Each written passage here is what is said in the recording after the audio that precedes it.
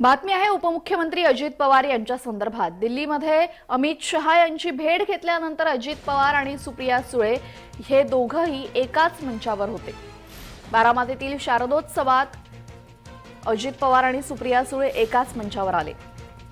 उपमुख्यमंत्री अजित पवार यांनी बारामतीत सुरू असलेल्या शारदोत्सवाला कुटुंबासह हजेरी लावली।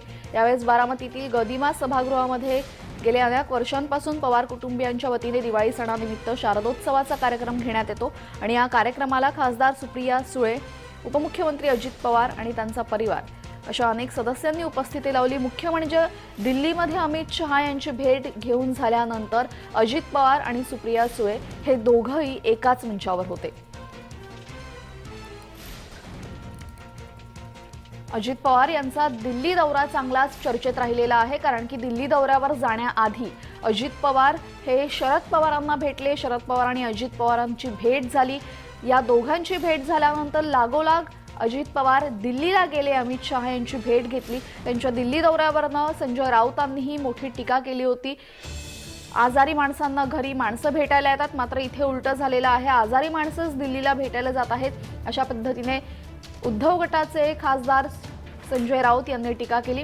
आणि अमित शहा आणि अजित पवार यांची भेट झाल्यानंतर लगेचच अजित पवार आणि सुप्रिया सुळे हे दोघंही एकाच मंचावर बारामतीमध्ये बघायला मिळाले। बारामतीमध्ये शारदोत्सवाचं आयोजन करण्यात आलं होतं। गेल्या अनेक वर्षांपासून पवार कुटुंबियांतर्फे शारदोत्सवाचं आयोजन केलं जातं आणि याच कार्यक्रमामध्ये अजित पवार आणि सुप्रिया सुळे हे दोघेही एकाच मंचावर होते। आपल्यासोबत आमचे प्रतिनिधी नवनाथ बोरकर जोडले गेलेले आहेत। नवनाथ, काय सांगाल? अजित पवार यांचा दिल्ली दौरा चांगल्याच चर्चेत राहिला होता, कारण की शरद पवार आणि अजित पवारांची भेट झाली, ते लगेचच दिल्लीला गेले, अमित शहांना भेटले आणि त्यानंतर पुन्हा सुप्रिया सुळे आणि अजित पवार हे दोघंही जण एकाच मंचावर होते। तर राजकीय समीकरण नक्की यामागे काय असेल? नक्कीच उपमुख्यमंत्री अजित पवार हे पुण्यामध्ये शरद पवार, सुप्रिया सुळे एकत्र भेटलेले होते आणि त्या ठिकाणी त्यांनी दिवाळी भेट देखील घेतलेली होती आणि त्याच नंतर उपमुख्यमंत्री अजित पवार हे दिल्लीला रवाना झालेले होते आणि त्यानंतर आल्यानंतर त्यांनी बारामती येथील गदिमा सभागृहामध्ये देखील शारदोत्सव कुटुंबासोबत साजरा केलेला आहे। त्या ठिकाणी खासदार सुप्रिया सुळे ह्या देखील उपस्थित होत्या।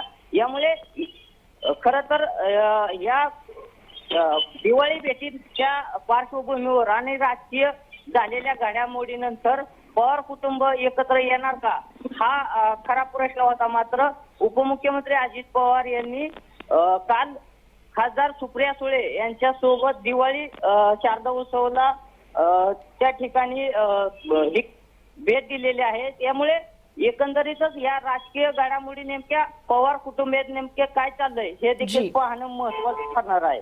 जी, धन्यवाद नवनाथ, आपण दिलेल्या माहितीबद्दल।